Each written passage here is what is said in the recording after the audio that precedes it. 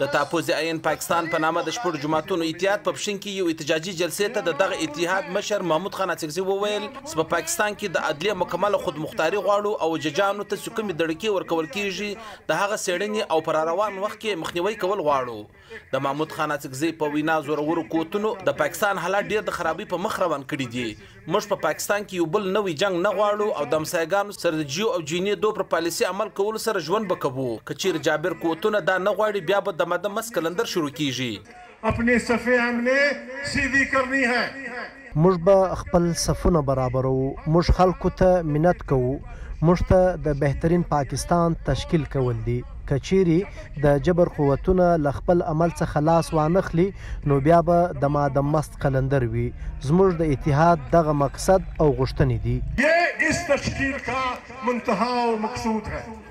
د اتحاد مشر محمود خان اڅکزي په خپل وینا کې د 8 فروری په ټولټاکنو باندې سخت نیوکه وکړي او دغه د درغلۍ ډک ټولټاکني وبللې خو د جلسې پر غوښتنو باندې د حکومت دریځ تر اوسه مخته نه دی راغلی خو د پاکستان د ټولټاکنو کمیشن مخکې ویلي وو چې په پاکستان کې شوي ټولټاکنې د دوی لخوا بشپړ انتظامات شوي وو او روڼ الیکشن وو په قامي اسمبلی کې د اپوزیشن لیډر او د پاکستان تحریک انصاف یو مرکزی مشر عمر ایوب وویل چې نن د دوی په سلګونو کارکونان سره د ګوند مشر عمران خان ناحقه په جیلونو کې ناست دي او د دوی 14 کارکونان وژل شوي دي چې اوس یې دعوا په چا وکړي د بلوچستان نېشنل ګوند مشر سردار اختر جان منګل په خپل وینا کې وویل چې د 8 فروری په ټولټاکنو کې د دوی منډیټ غلا کړل شو هغه وویل دا کار د انډیا پوجانو نه دی کړی نن چې موږ د خپل حق غوښتنه کوو د یو چا نوم اخلو موږ ته غدار ویل کیږي او که جلسې کوو زموږ خلاف اف آی آر درج کیږي سردار اختر جان منګل وایي چې د خبرو کې خلک د خپل خپلوانو کرزي او موږ د خپل د تلاش د پاره پر سړکانو ګرځو एक सफेद कपड़ा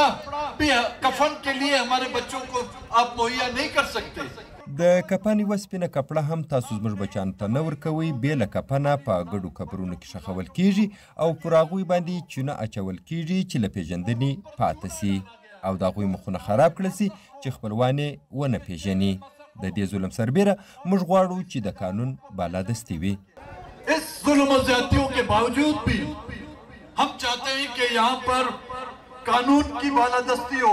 د شپږ جماعتي اتحاد دغه جلسې ته د سنی اتحاد کونسل مشر صاحبزاده امید رضا د پاکستان وحدت مسلمین یو مشر علامه راجا ناصر عباس او د جمعیت اسلامي یو مشر مولوي عطارحمان هم ویناوي وکړي هغه هم په پاکستان کې د ایین او د قانون د بالادستۍ او د سیاسي قیدیانو د راخوش کولو او پر ججانو باندې په زور زبردستي خپل پریکړې منلو لپاره دړکې ورکولو د پیښو غندنه وکړل په سیمه کې د توپاني بارانونو سلسله هم روانه ده چې د جلسې میدان د اوبو ډک کړی وو حکومتي چارواکو په سیمه کې د امنیت ټینګښت لپاره د پای 440 ولګوله او د غونډې اجازه یې نه ورکولو خو بیا هم جلسه وشوه نعمت الله سرحدي وی ډیوا ټي وي چمن ان کے اکابرین